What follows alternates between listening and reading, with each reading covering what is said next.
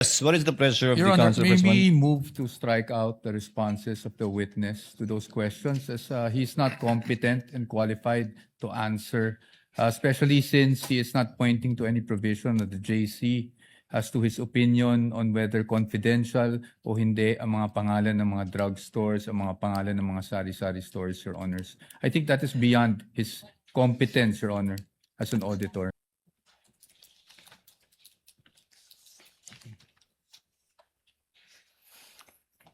Ito bang response ng Office of the Vice President, evaluate mo din? Yes, ma'am. At anong findings mo, if any? Actually po, before ko na-evaluate itong response na ito, nag-submit pa sila ng additional response sa amin. At sabay po namin in-evaluate yung kanilang vote responses. So, dalawang response. Yes, ma'am. At ano ang findings mo sa dalawang response na to? Sa response po kasi nila, they attached the documentary evidence of payments. So nagkaroon po kami ng finding about the various payment of rewards made based on the submitted documentary evidence of payments na naka-attach dun sa response nila in the form of acknowledgement receipts.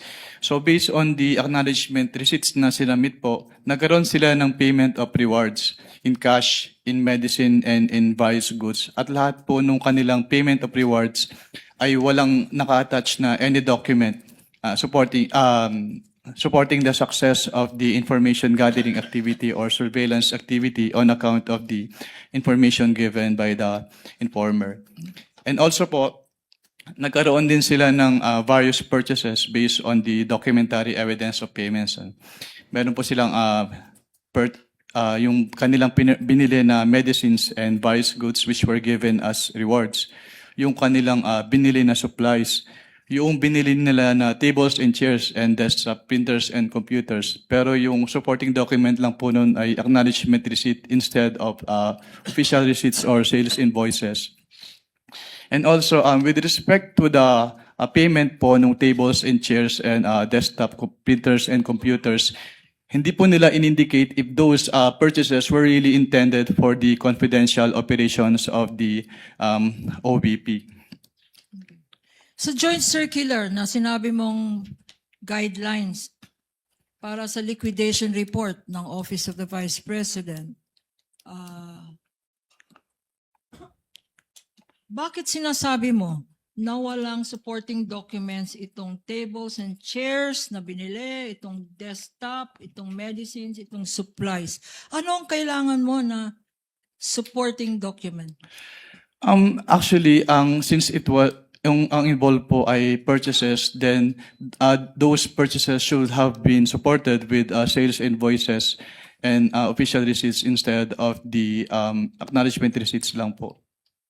In other words, Mr. Witness, itong acknowledgement receipt, walang kasamang mga resibo. Yes, ma'am. Wala po silang inattached na resibo. Hindi ba confidential yan kung saan drugstore ka bumili ng medicine? Hindi naman po siguro confidential pag kung ang pagbibilhan mo ay mga drugstore. Kasi ang confidential po mismo ay yung paggagamitan, hindi yung pagbibilhan. Magkaibang bagay po kasi yun. Yung mga grocery na binilhan ng mga sari-saring groceries at supplies, hindi ba confidential dapat ang mga pangalan ng grocery na yan?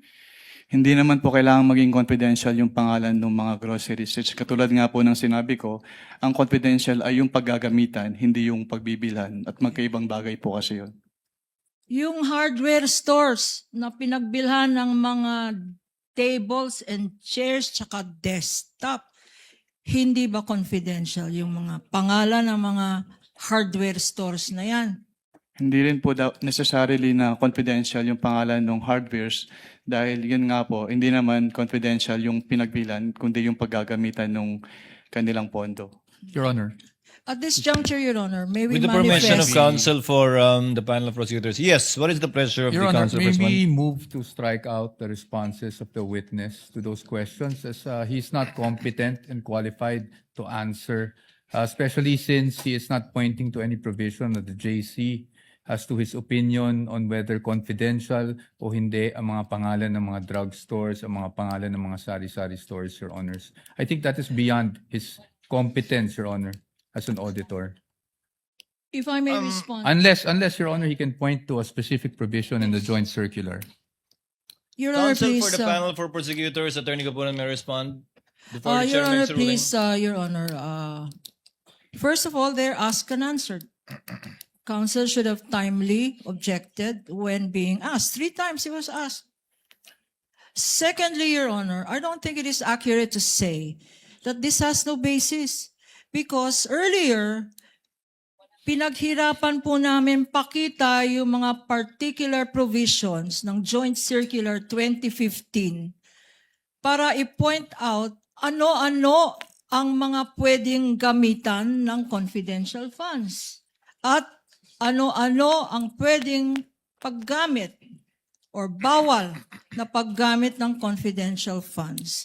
And this witness, Your Honor, based on the circular, did say that whatever activity that is must be related to the physical and financial plans submitted by the Office of the Vice President and or the DepEd. For instance, tables and chairs, what particular surveillance activity or operation or terrorist surveillance are tables and chairs and desktops and medicines and supplies related to?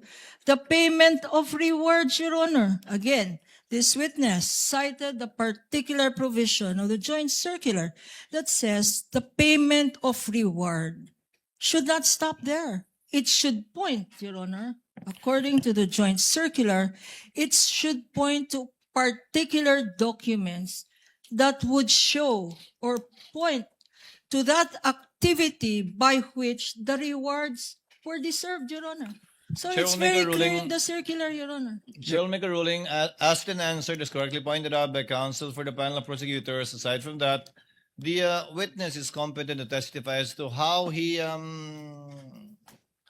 evaluated the submissions and the response letters given by the Office of the Vice President in relation to the AOMC issued that were all based on JMC number 15-01. Your Honor, yes, I will counsel not for- be asking for reconsideration and I will submit to the ruling of the court. I just want to make it of record that when we say asked and answered, Your Honors, I gave leeway to the opposing counsel to ask the question basically because I did not think the question was objectionable, but it is the answer that I'm asking to be stricken out based on the competence of the witness because there is no provision under the JC that says ano yung sari-sari store ay hindi confidential.